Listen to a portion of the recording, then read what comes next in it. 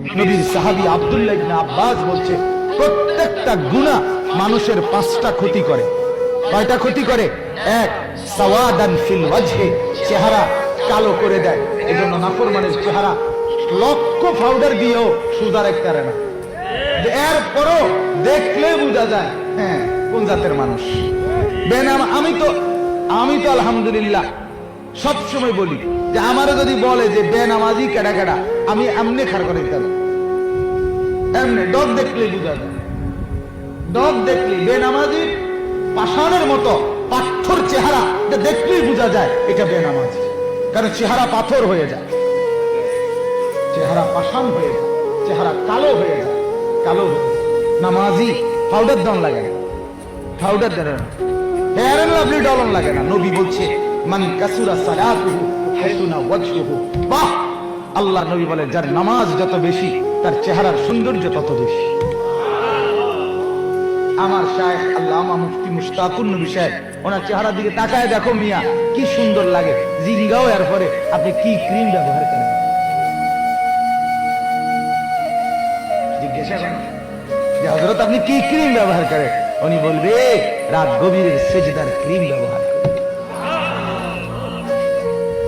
মালিকের কদমে সেজদা দেয়, আর মালিকের কদমে বান্দা যখন সেজদা দেয় আল্লাহ তাআলা নিজে পিঠে মাথায় হাত বুলায়, আল্লাহ তাআলা হাত বুলায়। আসছো সেলিম আমার কাছে না, ওঠো ওঠো। আল্লাহ তাআলা হাত বুলায়, বান্দা ঘনিষ্ঠ হয়ে যায়। আল্লাহ তাআলার মহব্বতের চাদর দিয়ে মাওলা ঢেকে ঢেকে তাহলে চেহারা কালো হয়ে যায়। 2 নাম্বার জুলমাতান ফিল কলব, অন্তর অন্ধকার হয়ে যায়। কোন কিছুই, কোন ভালো কাজ, কোন নেক কাজ আর ভালো লাগে না, কারণ অন্তরটা যে বন্ধ হয়ে গেছে, দিল অন্ধকার হয়ে যায়। 3 ওয়াহানান ফিল বাদান, গুনাহ মানুষের শরীর দেহ দুর্বল করে দেয়, শরীরে বল থাকে না। নাফরমান ছেলে সারাদিন লম্পটের মতো টুটু টুটু করে ঘুরে, ছবি দেখে, গান শুনে, নাচ দেখে, মেয়ের পিছনে ঘুরে, মদ খায়, নেশা করে, জুয়া খেলে, তারে যদি বলে বাবা একদম পানি আবার রেখে দূরে দাও, ফাইতাম কি রে ফাইতা না চললে দেয় না, ভাল লাগে না হাইতের কাছে। এটা গজব, এটা লানত, এটা অভিশাপ। গুনাহ গুনাহ মানুষের দেহ দুর্বল করে দেয়। 4 নাম্বার হলো রিজিক কমায় দেয়, রিজিক কমিয়ে দেয়। রিজিক কমিয়ে দেয় মানে খাদ্য খাবারের স্বাদ রুচি সবকিছু ধীরে ধীরে সংকুচিত, কিছুই খাইতে ভাল লাগে, কিছুই ভক্ষণ করতে মন চায়। 5 নাম্বার বুগদাতান ফি কুলুবিল খালক, আল্লাহ নবীর সাহাবী বলে 5 নাম্বার গুনার ক্ষতি হলো মানুষের অন্তরে গুনাহগার সব সময় ঘৃণার উদ্রেক করে, মানুষ তাকে সম্মান দেয় না, বরং ঘৃণা করে, ঘৃণা করে, ঘৃণা করে।